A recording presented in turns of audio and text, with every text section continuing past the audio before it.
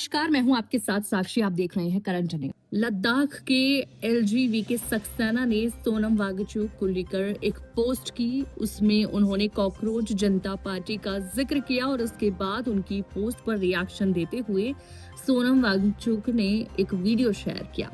Cockroach party के founder Abhijit Dipke ने भी उनके वीडियो पर रिएक्ट किया है। एनवायरमेंटलिस्ट और सोशल एक्टिविस्ट सोनम वांगचुक का आरोप है कि एक मीटिंग की आड़ में उनके साथ धोखा हुआ है। एक तरफ उनको चाय नाश्ते के लिए बुलाया गया, उनसे मीठी मीठी बातें की गई और दूसरी तरफ खबर छपवा दी गई कि वो भारत विरोधी ताकतों का समर्थन करते हैं। सोनम का एक आरोप ये भी है कि कॉकरोच जनता पार्टी का नाम लेकर उनके ऊपर दबाव बनाया जा रहा है।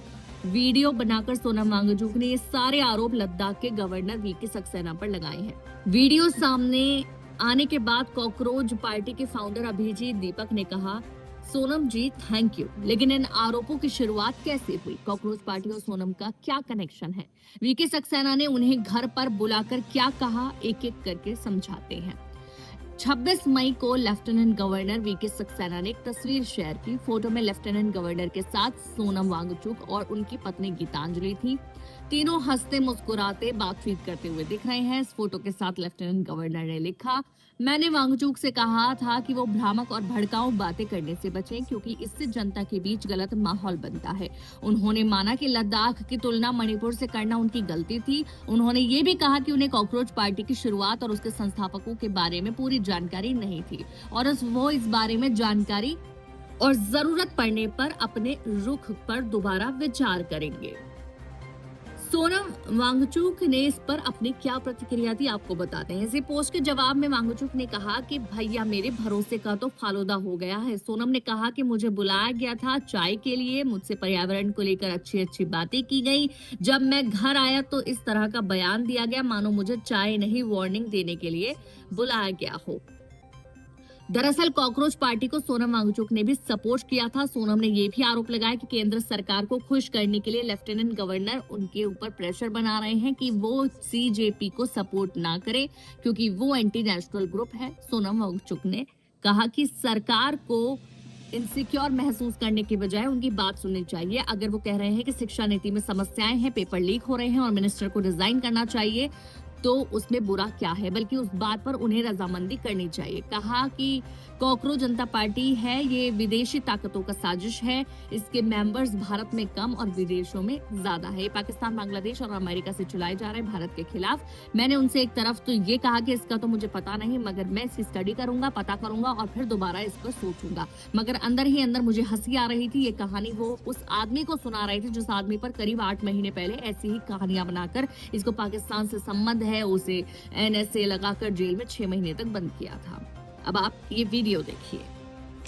दोस्तों, आपको कैसा लगेगा अगर कोई आपको अपने घर बुलाए, मेहमान की तरह चाय पिलाए, मीठी मीठी बातें करें, अपने काम के बारे में बताएं और आपके काम के बारे में पूछें और मिलकर कोलैबोरेट करने की बारे में भी बात करें और बातों बातों में कुछ वक्तव्यों के, कुछ वाकयात के, कुछ चिंताओं के जिक्र भी करें और फिर जब खुशी हंसी में हाथ मिलाकर विदा हों, उसके 1 घंटे बाद आपको पता चले कि उस मेजबान ने अपने मेहमान के बारे में दुनिया को बताया ट्वीट करके कि इस मेहमान को मैंने कड़ी चेतावनी दी, वो ऐसे बयान ना करे, वो ऐसे वक्तव्य ना दें, बाज आए।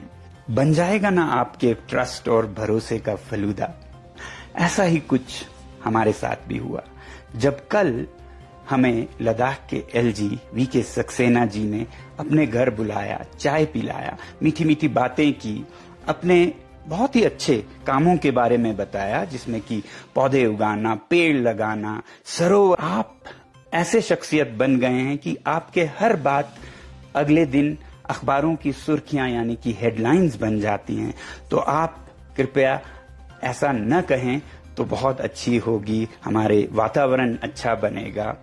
और मैंने उन्हें कहा कि देखिए, मैं इसे एक बहुत ही रचनात्मक क्रिएटिव एक्सप्रेशन मानता हूं युवा पीढ़ी का। सरकार को असुरक्षित या इनसिक्योर महसूस करने के बजाय उनकी बात सुननी चाहिए। अगर वो कह रहे हैं कि शिक्षा नीति में समस्याएं हैं, पेपर लीक हो रहे हैं और मिनिस्टर को रिजाइन करना चाहिए, तो उसमें बुरा क्या है?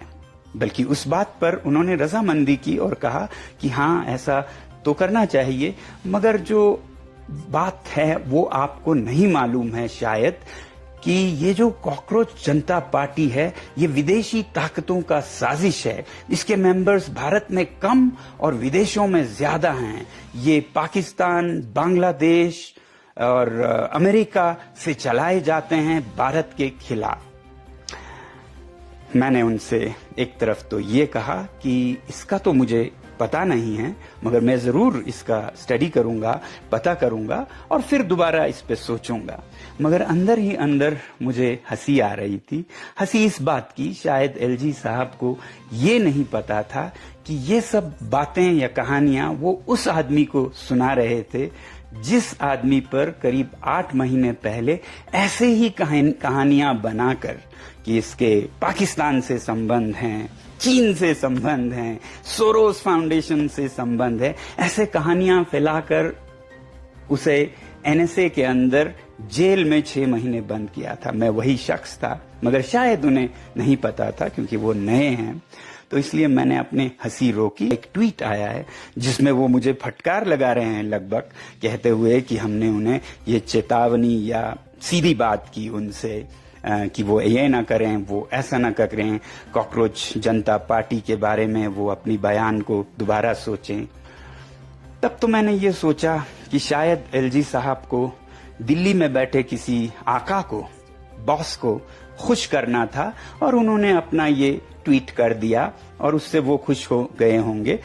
इस बात पर रिएक्ट करके, प्रतिक्रिया करके मैं इसे और हवा क्यों दूं, और मैं आराम से सो गया। मगर सुबह उठता हूं तो देखता हूं कि वो ट्वीट उन्होंने अपने तक सीमित नहीं रखा, उन्होंने अखबारों में फैला दी। Times of India, Indian Express, सारे अखबारों में सोनम वांगचुक को एलजी लद्दाख ने चेतावनी दी और उनके एक माउथ पीस है इंडस डिस्पैच, यहां तक कहते हैं। तो मैं लद्दाख के एलजी साहब से कहूंगा कि आप अगर सच में लद्दाख में environment of mutual trust for meaningful constructive dialogue बनाना चाहते हैं, पीस बिल्डिंग और ट्रस्ट बिल्डिंग करें। और जहां तक कॉकरोच जनता पार्टी के भारतीय होने या ना होने का सवाल है, तो मैं ये आप पर छोड़ता हूं, कॉकरोचों पर छोड़ता हूं, और खासकर कॉकरोच इन चीफ दीपके जी पर छोड़ता हूं कि आप मुझे कन्विंस करें, साबित करें कि कॉकरोच जनता पार्टी के सदस्य भारत से ही ज्यादा हैं, तो मैं आपका समर्थन वैसे ही करता रहूं जैसे पहले किया। क्योंकि अगर कुछ लोग कहते हैं 94% भारत से हैं, 6% बाहर से हैं, 94 तो क्या 70% भी अगर भारत से हो, बाकी 30% अमेरिका, यूरोप, नेपाल, बांग्लादेश, पाकिस्तान से हो, तो मैं ये कहूंगा कि कम से कम क्रिएटिव एक्सप्रेशंस एंड जय हिंद।